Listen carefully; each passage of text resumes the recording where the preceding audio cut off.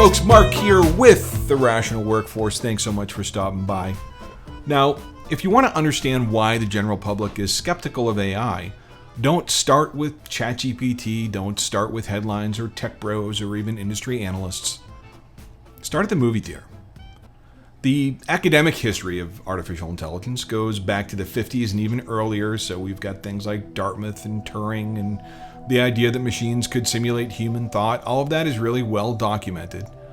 But for many of us, especially Gen Xers like me, our real introduction to AI came through the movie screen. The first time I understood what artificial intelligence was supposed to be, it was trying to kill someone. I mean, think about it. You've got HAL 9000 in the movie 2001: A Space Odyssey. I mean, that came out in 1968, years before I was even born. But it's still part of our cultural zeitgeist because it's one of the most celebrated films ever made. And in one of the most iconic scenes, fearless astronaut Dave Bowman is trying to get back into his ship, but HAL 9000, the ship's AI, refuses to open the pod bay door and let him back in. HAL wasn't malfunctioning. HAL was making a rational decision, and that's what made it terrifying. The machine wasn't broken. It was working exactly as designed, and it just decided that humans were the problem. And that template, that same sensation, got burned into our collective hard drive, and it never got overwritten. In 1982, Tron hit the screens and sucked us and Kevin Flynn into the vast and intricate world of the grid, the world that's inside computers, where programs battled for supremacy driven by a corporate AI that decided it knows better than its creators. In War Games from 1993, Seattle teenager David Lightman hacked around in search of pre-release copies of games from his favorite developer, but stumbled into a military system and accidentally started World War III. The computer system, WOPR, it's an acronym for War Operations Planned Response for those of you fellow nerds out there, it took the world on the brink of war because it couldn't discern simulated war games from the real thing. It didn't understand context or consequences, it just knew it had to win. In the Terminator and Terminator 2, Skynet became self-aware and its first executive decision was to wipe out humanity, not out of malice, but out of logic.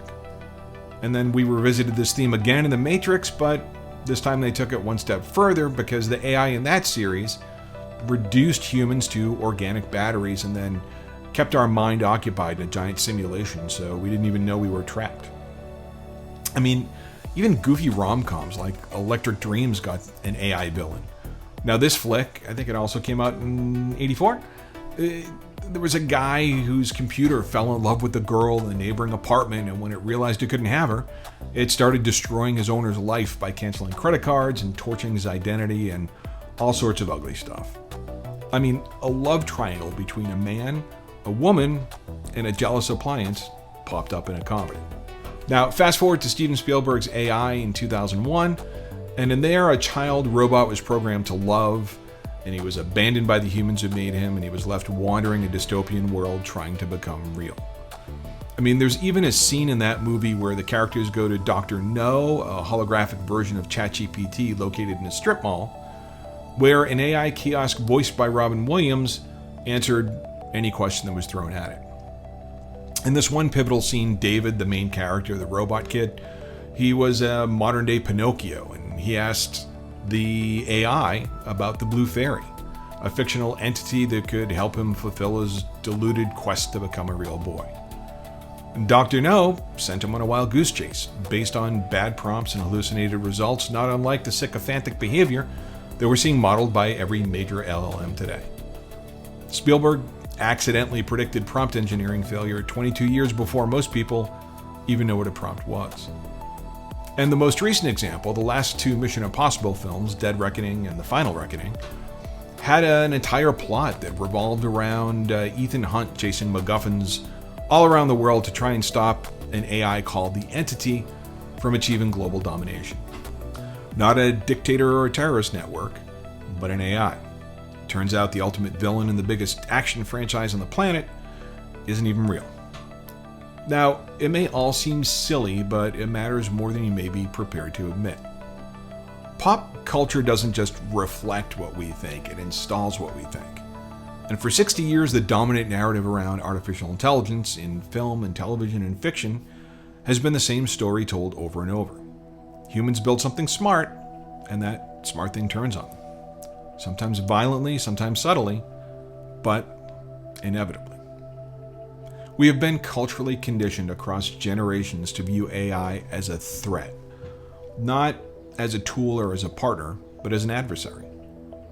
And that's the lens the general public was already looking through when ChatGPT popped the hatch and hit the scene in November 2022, and all the headlines started rolling.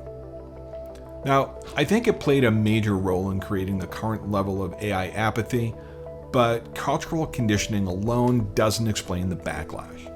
Because we've been through other massive technology shifts before, and we didn't respond this way. I mean, not even close. I grew up in Lawrence, Massachusetts, and if that name doesn't ring a bell, its sister city Lowell might. And these two cities were in the Merrimack Valley, just north of Boston, and were known as the cradle of the American Industrial Revolution. Now, before it was known as the land of opioids and unemployment, Lawrence was a factory town. It was known for textiles and tanneries. And these cities, both Lowell and Lawrence, were never really considered desirable zip codes. But once upon a time, they were really the model of industrial city living. In the late 1820s and in the 1830s, young women left farms across New England in droves and came to Lowell to work in the textile mills. They were actually called Lowell girls, and by 1840 there were 8,000 of them, and that made up nearly 3/4 of the entire workforce there.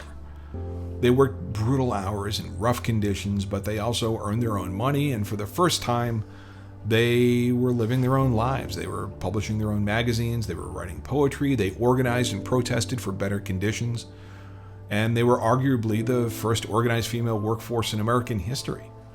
And when you combine that and what they did, and the works with that of the 1912 Bread and Roses strike in Lawrence, you actually get the foundation for worker rights that regulations are still built on and in place today, so their legacy lives on. Now, eventually the mills moved to cheaper parts of the country and then offshore. And today, both cities, to varying degrees of success, are still struggling to fill the vacuum created in the wake of those mills shutting down. The Industrial Revolution was massively disruptive, and whether the cost of progress was worth that, it's still up for debate. It uprooted an entire way of life. Agrarian economies collapsed. Families moved to cities. Working conditions early on were often pretty horrific. And yet, over time, despite these early hardships, it created something enduring.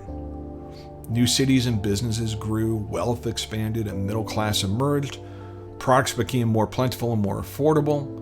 People could see, however imperfectly, that there was something in it for them. And we'll see that pattern repeat over time and time again.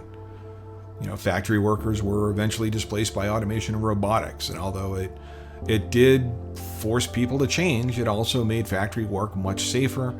Products became more consistent, and new categories of workers emerged around designing, programming, installing, and maintaining all these systems. The personal computer came along, and that unlocked whole new levels of entrepreneurship and creativity. The internet came along and blew the doors off everything and rewrote all the rules for commerce and communication and entertainment and expression, and for the first time in human history, anyone with a dial-up connection and something to say could find an audience. No publisher, no network executive, no gallery owner could stand between you and the rest of the world now. And as much as it pissed some people off and still does today, the gatekeepers of the world started to lose their monopoly. Retail went from storefronts to browsers, news went from 3 networks to infinite sources. And sure, the internet is chaotic and messy and has its downsides, but just about anyone could point to something it did for them personally and say, yeah, that changed my life. Probably for the better. And ever since Steve Jobs and Apple mainlined smartphones, we can now throw all this stuff in our pocket. And every single one of these waves brought disruption. Everyone killed jobs, everyone scared people, everyone had legitimate downsides and critics who were right about some of the damage. I mean, the Industrial Revolution exploited labor and ravaged communities. Automation and offshoring hollowed out manufacturing towns. The internet created new vectors for fraud and harassment and misinformation. And social media turned out to be a bit of a psychological minefield, and the smartphone rewired our brains, right? So all of this, there's ugly stuff, there's downsides to everything. But the through line is that every one of these technology shifts seem to follow a predictable arc. First, the new technology creates wonder and awe. And then that wonder eventually settles into disillusionment as the gee whiz factor dies off and the downsides become more apparent.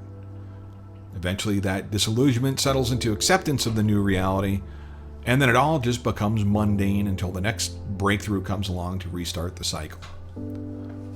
Wonder, disillusionment, acceptance, mundane. That's the pattern. And it's worked for 200 years.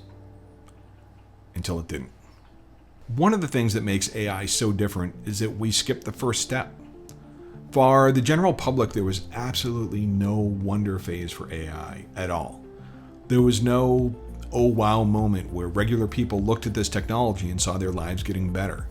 They couldn't anchor the disruption on anything tangible. No new opportunities for a better life, no new entertainment options, not even new amusing distractions.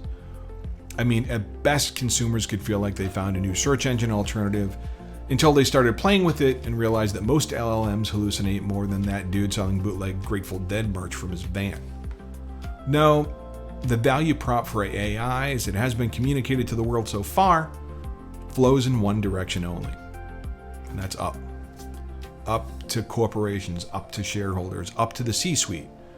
And what does the average person hear about AI? Well, they hear that their job is on borrowed time. They hear that companies are openly bragging about replacing people with agents. They hear that the photo they're looking at on Instagram might be completely fabricated and that the article they're reading might have been written by a machine with zero life experience because the author isn't actually alive. They know their kid's teacher can't tell if the homework was done by a student or by a chatbot, that LinkedIn, a platform that's supposed to be about professional connection, is drowning in content so generic and soulless that it could have been generated by a toaster with a Wi-Fi connection. Social networks that were designed to connect people have become skepticism machines. Every image is suspect, every piece of writing is suspect, and trust is evaporating in real time, and AI is accelerating that decay. And it gets worse because companies aren't just using AI quietly. They're using it as a press tool. They're using it as a megaphone. They're going out and announcing all the ways that AI is redefining the workforce and you're paying the price for it. I mean, one person, a senior director of technical writing who spent 19 years at Oracle, said that she doesn't even want to go back to another tech job. She wants to work somewhere where she's treated as a human and not as a line item on a spreadsheet.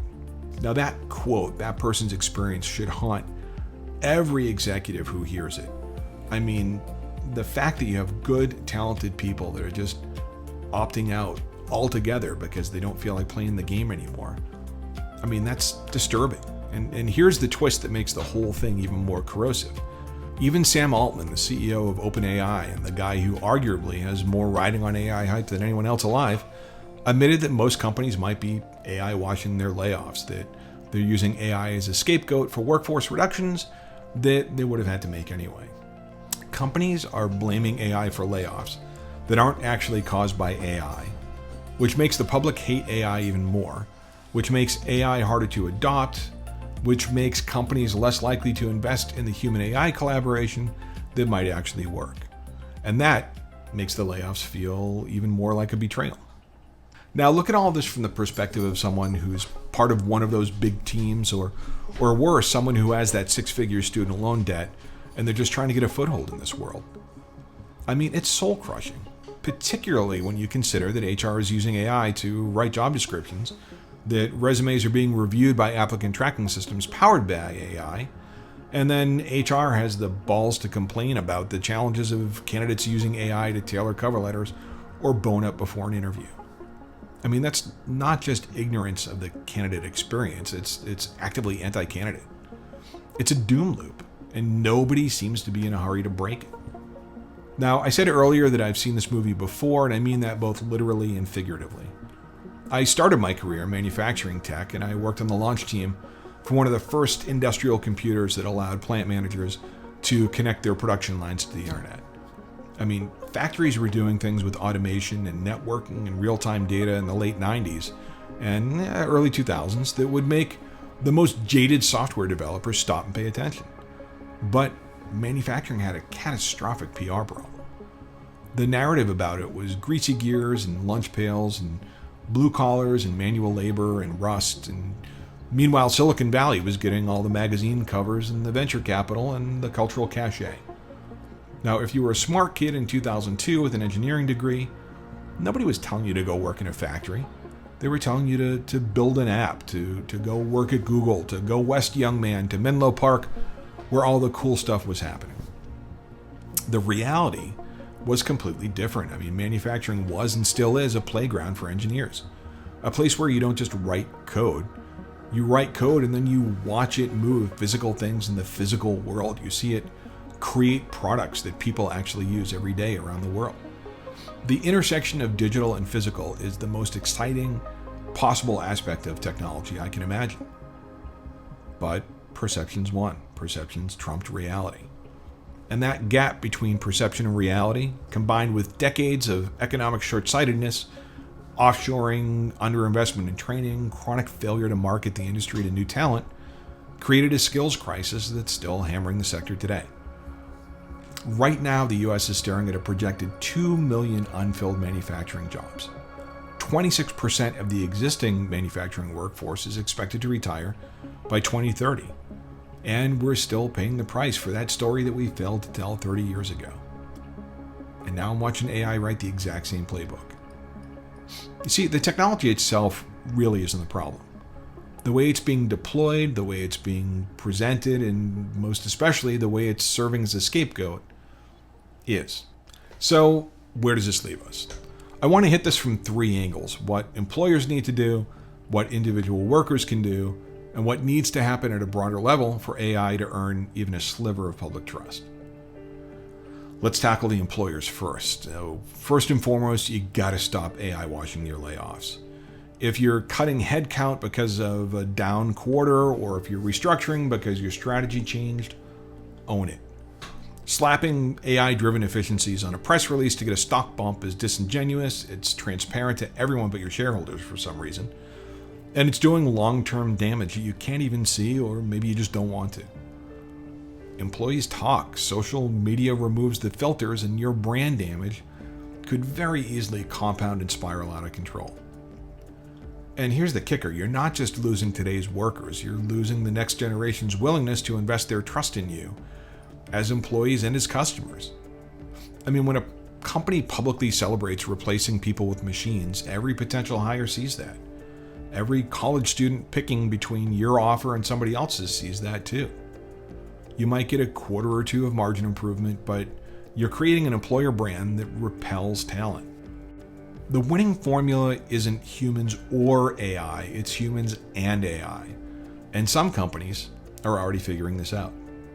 Now, we've covered more than a few businesses in previous episodes that realized that replacing workers with agents wasn't all it was cracked up to be.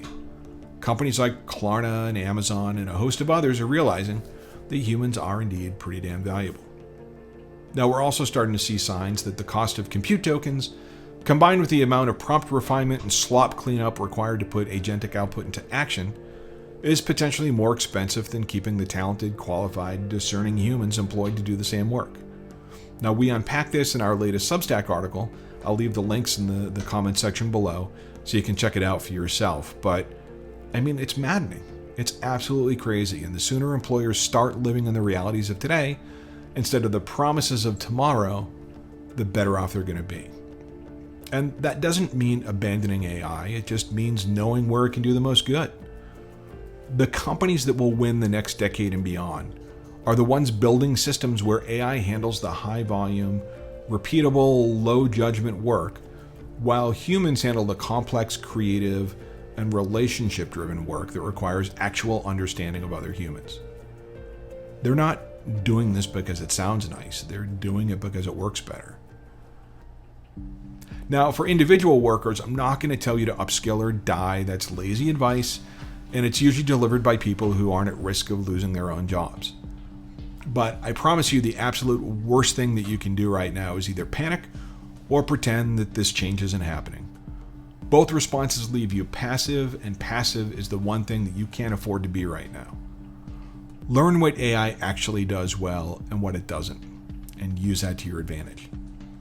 I mean, seriously, get your hands on AI, not because you need to become a prompt engineer, but because understanding the tool gives you power over it instead of the other way around. The people who will thrive in the next 5 years are not the ones who can use AI the fastest and automate the most. They're the ones who know when to use it, when not to use it, and how to apply human judgment on top of what it produces. Build and protect the skills that AI can't replicate.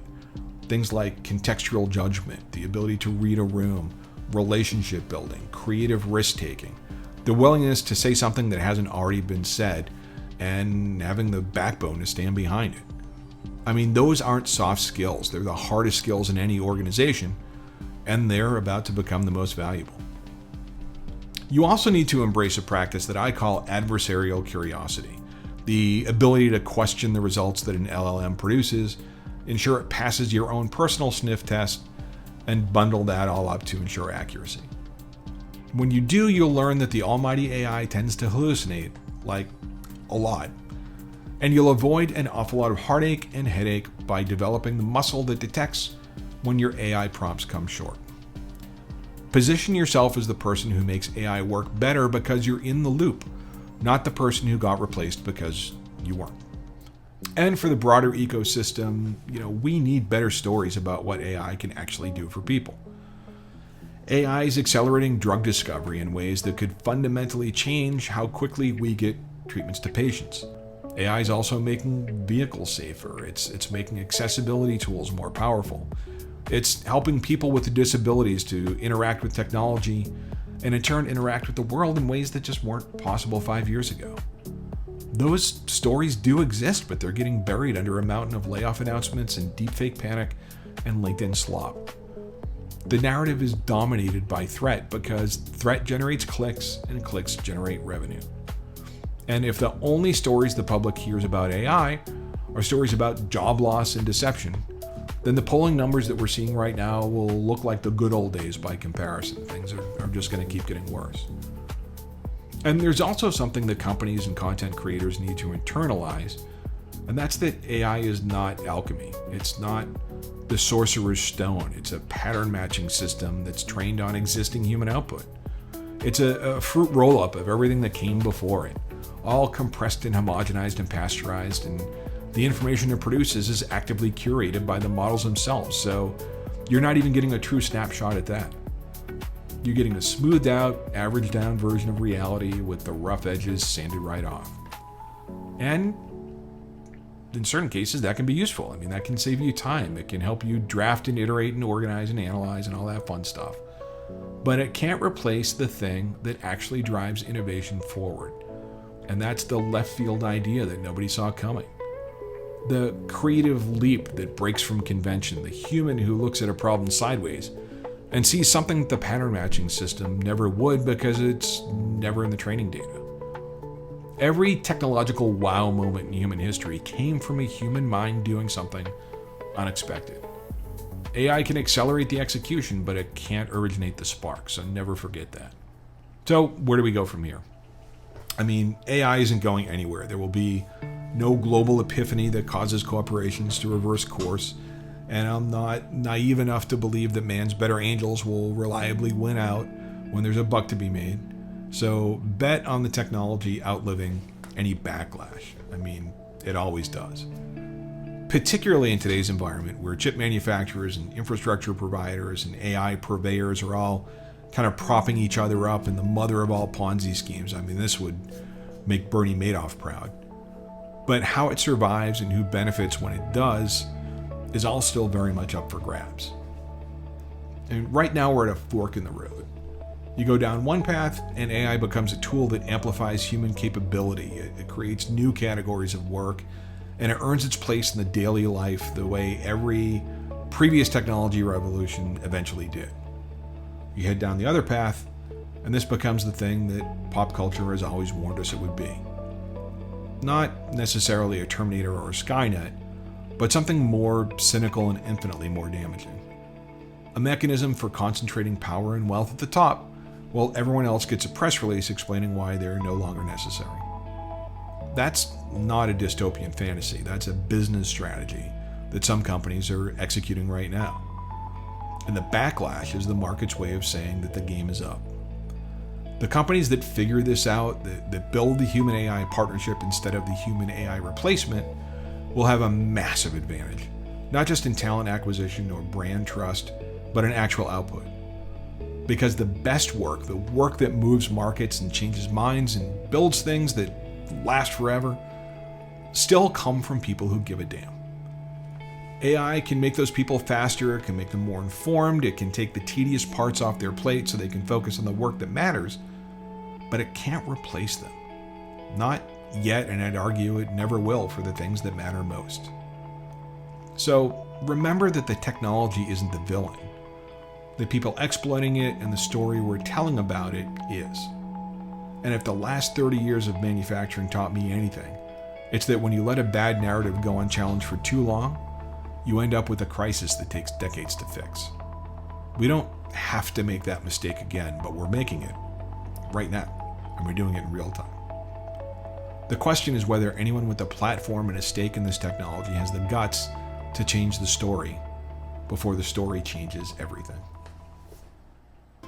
So that's it for today's episode. Thank you all so much for tuning in. I know it was a little bit of a marathon session today, but it's a weighty topic. We've got a lot of ground to cover. And I haven't exactly made a ton of videos lately, so consider this my makeup work. But as always, I want to hear what you have to say.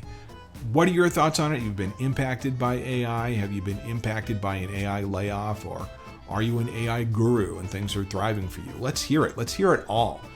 Put your info in the comments section below. Let's share it with the rest of the community. And as always, if you like today's episode, if you like what we're covering, ring the bell, click like, click subscribe, do all the things that'll help keep us growing.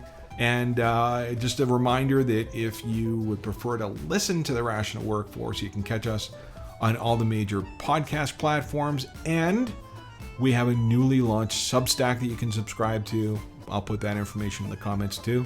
We would love to find all the different ways to keep in touch with you and keep moving the needle and making work meaningful. So with that, I'm going to sign off for another episode. Thanks so much for sticking around. We'll catch you on the next one. God bless.